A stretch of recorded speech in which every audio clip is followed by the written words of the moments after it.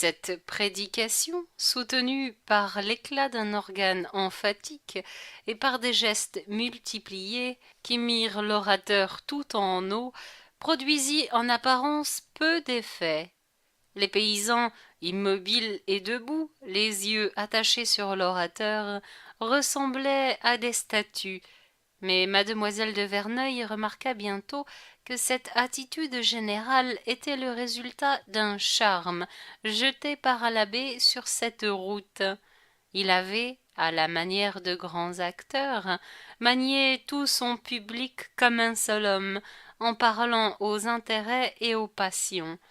N'avait-il pas absous d'avance les excès et délié les seuls liens qui retinssent ces hommes grossiers dans l'observation des préceptes religieux et sociaux?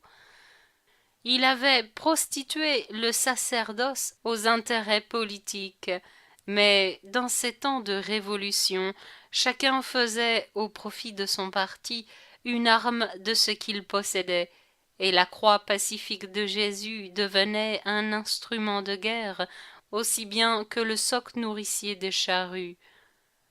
L'influence du clergé sur les campagnes et les prodigieux effets de la scène qui commença. Les paysans les plus voisins de l'autel s'avancèrent un à un et s'agenouillèrent en offrant leurs fusils au prédicateur qui les remettait sur l'autel.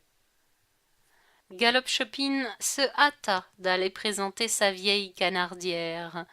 Les trois prêtres chantèrent l'hymne du Veni Creator, tandis que le célébrant enveloppait ses instruments de mort dans un nuage de fumée bleuâtre, en décrivant des dessins qui semblaient s'entrelacer. Lorsque la brise eut dissipé la vapeur de l'encens, les fusils furent distribués par ordre. Chaque homme reçut le sien à genoux, de la main des prêtres qui récitaient une prière latine en les leur rendant. Lorsque les hommes armés revinrent à leur place, le profond enthousiasme de l'assistance, jusque-là muette, éclata d'une manière formidable mais attendrissante. Domine salvum fac regem.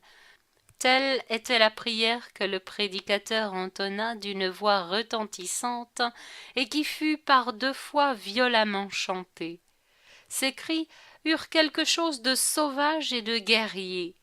Les deux notes du mot regem, facilement traduit par ces paysans, furent attaquées avec tant d'énergie que mademoiselle de Verneuil ne put s'empêcher de reporter ses pensées avec attendrissement sur la famille des Bourbons exilés.